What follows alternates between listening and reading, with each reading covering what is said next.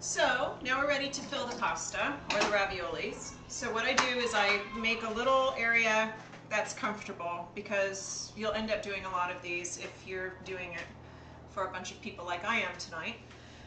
You'll find though, if you take the time, just as a little side note, that it saves you so much money, because fresh ravioli can be quite expensive and it just is really so much better.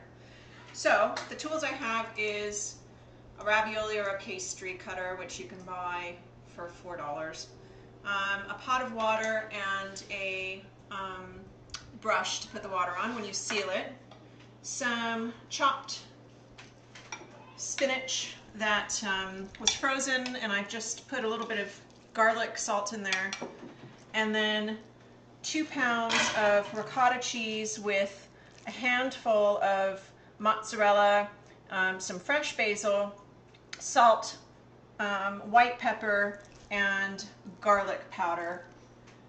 And then I have the trays to stick the ravioli once they're cut and ready to dry a little bit, because they cook a little bit better if you let them dry. And I just put them over this dish because I'll use this dish to put the pasta on later, and I don't like to make too much of a mess. So you start by making the ends a little bit even, and the sheet comes out, it's about this long. And what I'm going to do is I'm going to put little mounds on either side and then fold this in half.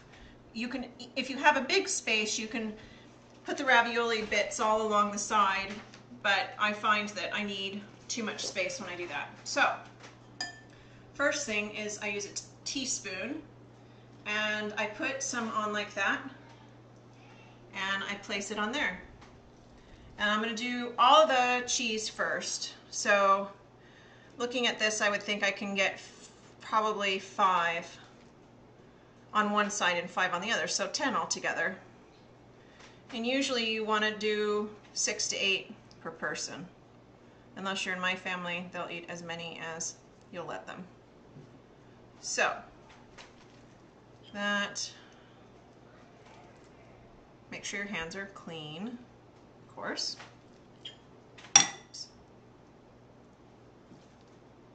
Once you get going, it really doesn't take very much time. And I didn't have my pasta cutter, pastry cutter rather, until today is my first time. I've been doing it with a knife, which has been kind of arduous. So, and just a little bit of spinach.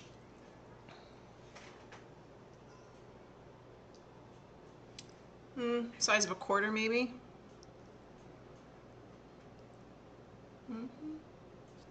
Try and keep it as tight together, because when you seal it, it's going to come apart or be too full. My kids are home playing PlayStation upstairs. It's Friday. All is good in the world. So, okay. I have a paper towel.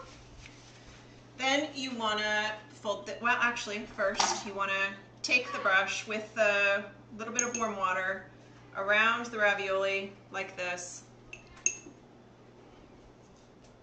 I have my in-laws in town. We're having a dinner party. It's very exciting. My father-in-law is filming for me, and he's very kind. So that, you know, just slop it on there. Well, then hopefully this comes out the way I'm expecting it to. And you kind of get the mound. Oh, that one's ripped. Shoot.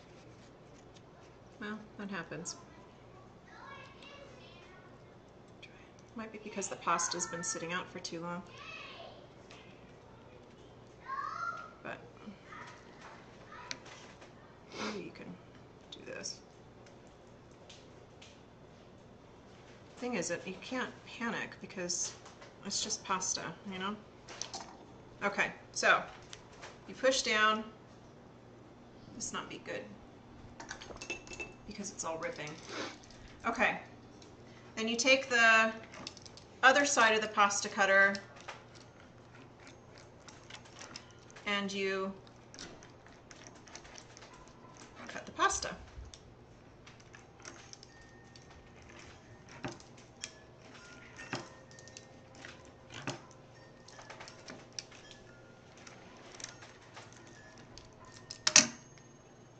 So then these guys we're not going to worry about right this minute. You just want to go through and make sure that the edges are sealed and push them together. Get your finger wet if you need to, and that helps moisturize, and then you put it down like that. Because if they're not sealed properly, all the filling is going to come out.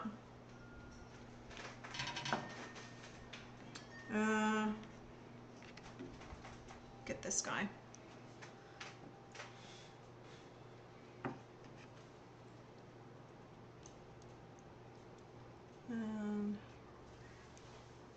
Like that. So that's as easy as it is. If you have ones like that, don't worry about it. I think the ticket is to just do it as quickly as you can, and I've taken a little too much time in between.